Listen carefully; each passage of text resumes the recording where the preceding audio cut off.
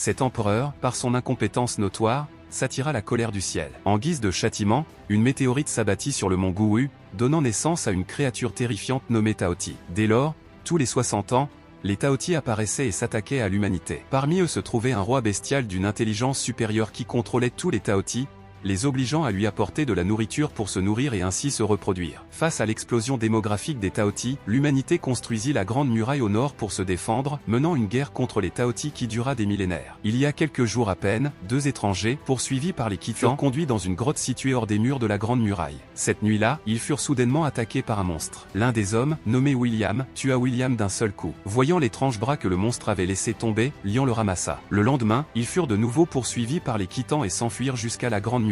Finalement, sans issue, ils furent capturés par les gardes de la Grande Muraille et emmenés dans la salle principale. Ils trouvèrent le bras du monstre sur les 2 hommes.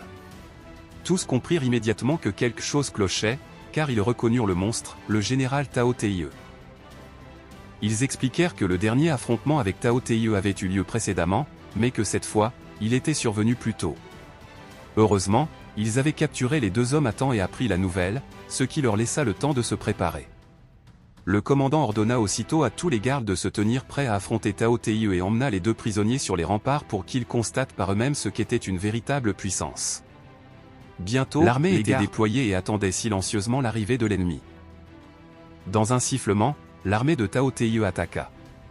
Elle lança d'abord une attaque à distance, la première vague frappant Tao Teihe. Une fois à portée, les archers entamèrent une seconde vague de tirs. Cependant, cela sembla avoir peu d'effet sur Tao Teihe, seule une attaque aux yeux pouvait les tuer. Rapidement, l'armée de Tao Teihe se rassembla au pied des remparts. Ils lancèrent ensuite des grappins. Les guerrières sautèrent directement de la haute plateforme, atterrissant pile sur le Tao Teihe, ce qui augmenta considérablement leur précision, mais aussi le danger. Un seul faux pas et elles finiraient en pâture au Tao Teihe. À cet instant, elles remarquèrent que le roi des bêtes, commandant le Tao Teihe, n'était pas loin et ordonnèrent à tous de se rassembler. Les soldats attaquèrent le roi des bêtes, mais furent indemnes grâce à la protection des autres cuirassés. Furieux, le roi des bêtes utilisa le Wi-Fi pour ordonner à tous les cuirassés d'escalader les remparts. Sur son ordre, les cuirassés se jetèrent sur le mur comme des fous. Bientôt, le premier cuirassé atteignit le mur, semant la panique parmi les soldats. De plus en plus de cuirassés arrivèrent en masse. 2 prisonniers, enfermés dans des blocs de bois, furent rapidement libérés et rejoignirent le combat. On crut d'abord qu'ils étaient destinés à une mort certaine, mais William se révéla être un tireur d'élite. Ils abattirent les cuirassés sur le mur sous les yeux de tous, remontant le moral des troupes. Face aux lourdes pertes, le roi des bêtes réactiva le Wi-Fi. Il parvint enfin à repousser l'armée de Tao Teihe. Le commandant, reconnaissant de leur aide, les invita à dîner dans la salle principale. Intrigué par le talent de tireur d'arc de William, il lui demanda une démonstration. William, dos à ses compagnons, se retourna et décocha 3 flèches au moment précis où ils lancèrent le bol, le clouant avec succès à un pilier. Des applaudissements nourris retentirent dans la salle. Cette nuit-là, la Grande Muraille fut soudainement attaquée. Le commandant mena une petite équipe en reconnaissance, mais tomba dans une embuscade tendue par Tao Teihe. Pour sauver le général Lin, il s'interposa entre lui et Tao Teihe, se sacrifiant héroïquement. Avant de mourir, il confia le jeton au général Lin, lui ordonnant de continuer à mener les gardes contre Tao Teihe. Peu après, le stratège Wang fit une découverte capitale, le roi des bêtes transmettait ses ordres à Tao Teihe par Wi-Fi. Cependant, d'après l'inscription sur la pierre, son Wi-Fi deviendrait une machine inopérante. Afin de vérifier l'authenticité de la pierre, ils décidèrent de capturer un renard pour l'expérience.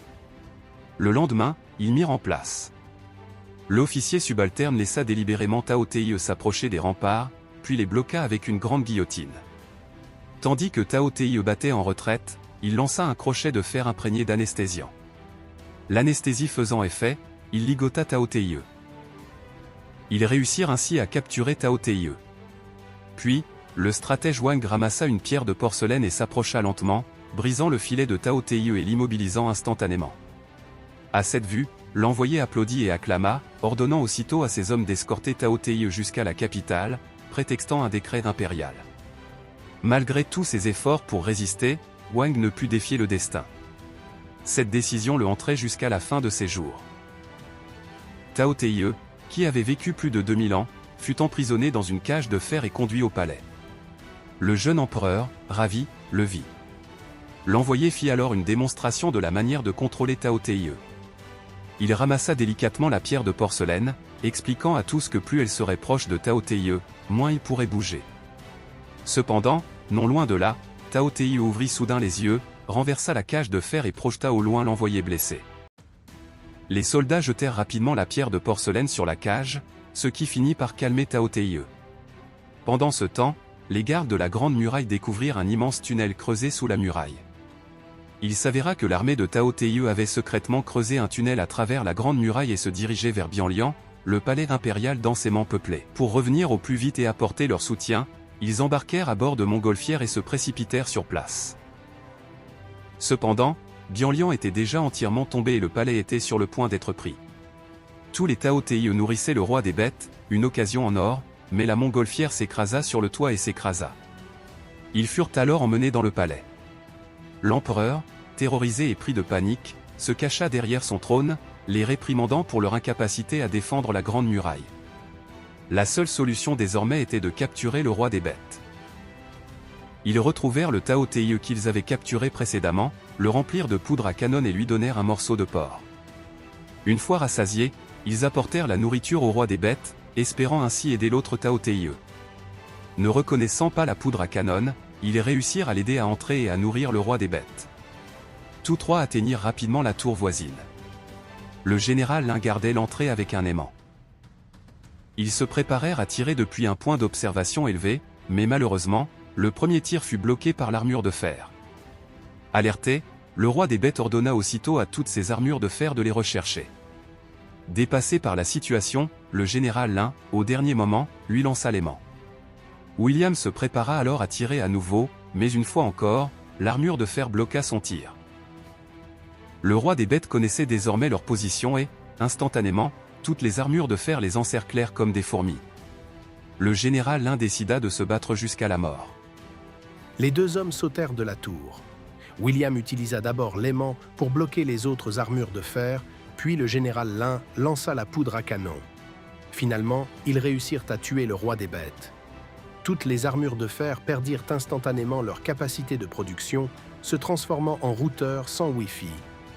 Cette guerre, qui dura plus de 2000 ans, prit enfin fin, symbolisant un nouveau départ pour l'humanité. Si vous avez aimé cette vidéo, laissez un like, commentez et abonnez-vous à la chaîne pour d'autres vidéos comme celle-ci. Merci d'avoir regardé la vidéo.